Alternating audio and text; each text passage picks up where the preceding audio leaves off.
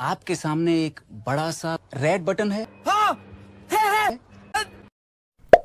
दबा दिया।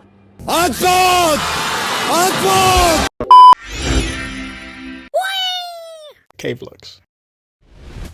अस्सलामुअलैकुम guys, hope you all are doing good.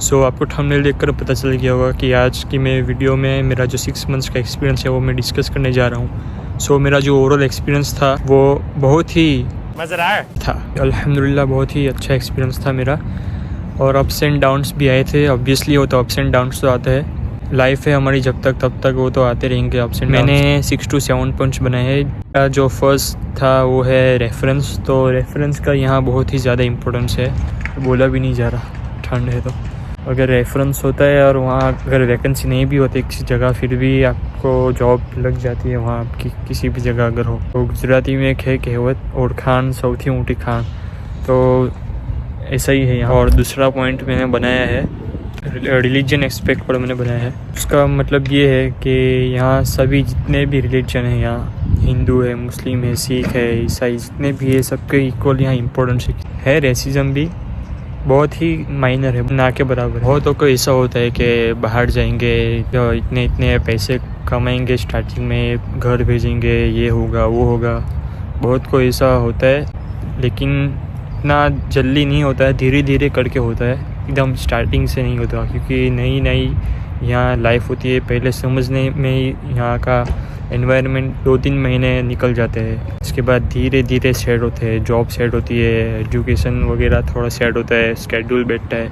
इसके बाद थोड़ा हमको समझ में आता है कि हमको हमारा एक्सपेंसेस वगैरह कैसे हैंडल करना है। उसके बाद धीरे धीरे धीरे करके होता है, सब एक साथ नहीं होता। बहुत से स्टूडेंट्स होते हैं जो बाहर का फॉरेन का नाम सुनते ही बहुत ही एक्साइट हो जाते हैं, जैसे कि लंदन का नाम सुनते ही ये फॉरेन चीज़ ही ऐसी है, सब बहुत ही ज़्यादा एक्साइट हो जाते हैं, पागल है सब फॉरेन के लिए। तो अरे स्टार्टिंग में तो मैं भी बहुत फॉर्म में आ गया था, मैं भी बहुत एक्साइट हो गया था जब इंडिया में था यहाँ आने से पहले। लेकिन यहाँ आने के बाद फिर सब ठंडे पड़ जाते हैं।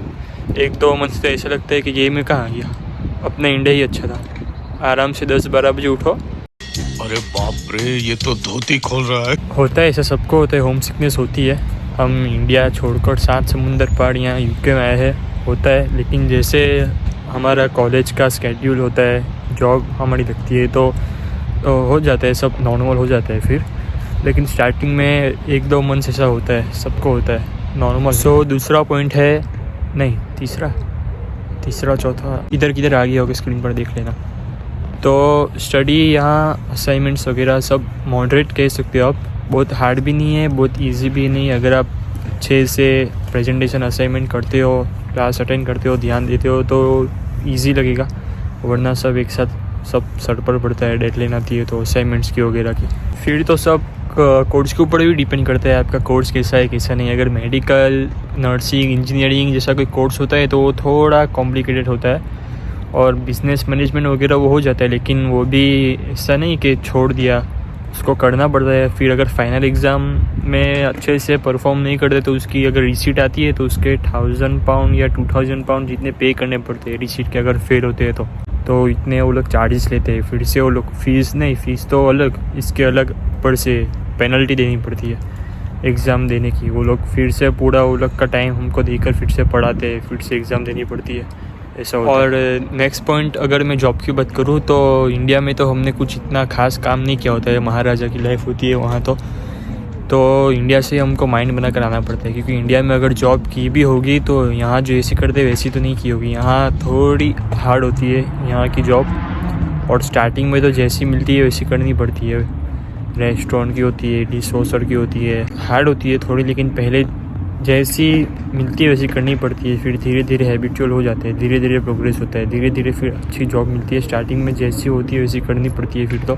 लेकिन इंडिया से ही माइंड बना कर आना पड़ता है। किसी को ऐसा होता है कि मैं तो ये नहीं करूँगा, मैं तो वो नहीं करूँगा, तो फिर उनके लिए नहीं है। मैं डीमोटिवेट नहीं कर रहा हूँ, सब जॉब हार्ड नहीं होती है, कुछ जॉब होती है जो हार्ड होती है, कुछ जॉब ऐसी भी होती है जो ईजी होती है, कोई मॉडरेट भी होती है। जॉब का भी यहाँ कुछ ट्रस्ट नहीं है, या अगर आप जॉब 1-2 दिन भी नहीं गए या आपने बिना बताए लीव ले ली, फिर भी आप वो जॉब से निकाले जा सकते हो। यहाँ कुछ ठिकाना नहीं है, एक जॉब से दूसरी जॉब से तीसरी जॉब, यहाँ सब ऐसा चलता रहता है। यहाँ परमानेंट नहीं होती है। परमानेंट होती भी अगर किसी की बहुत पहले से कोई काम कर रहा होता है वहाँ, पहले से जो होता है कोई लॉयल वो लोग का, तो उसका होता है। लेकिन यहाँ परमानेंट नहीं होता है, एक जॉब से दूसरी जॉब सब यहाँ चेंज हुआ करते हैं। अगर रेस्टोरेंट का है तो रेस्टोरेंट का तो ठोकम ठोक होता है। सो नेक्स्ट पॉइंट है वेदर का।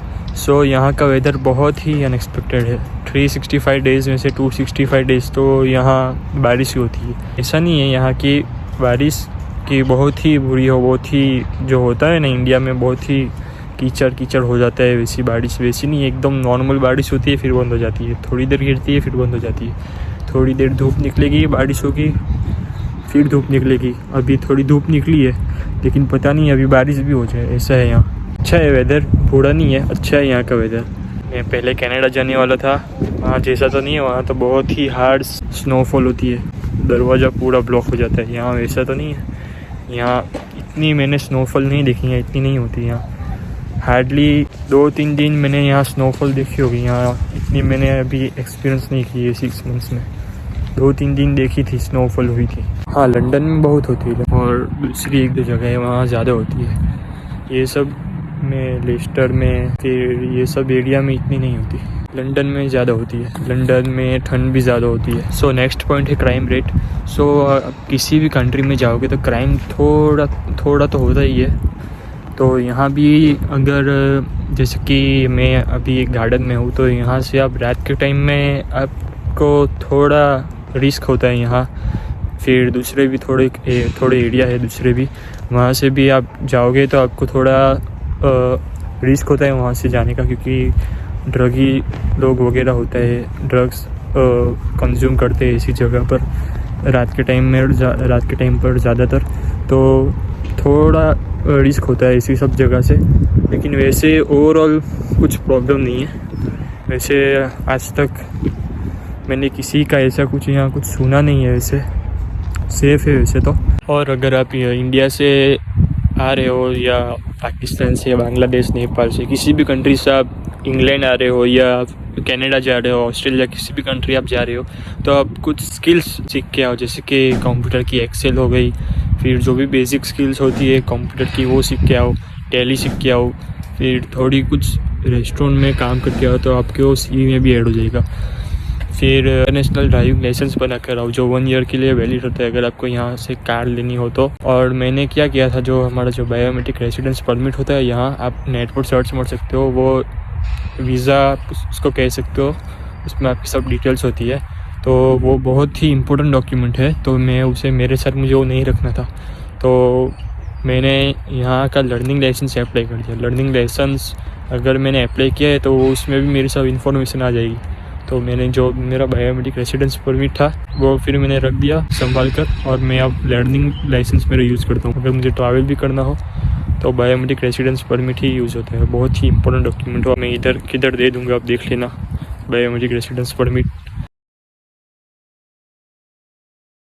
सो this was it for today, till then अल्लाह हाफिज़।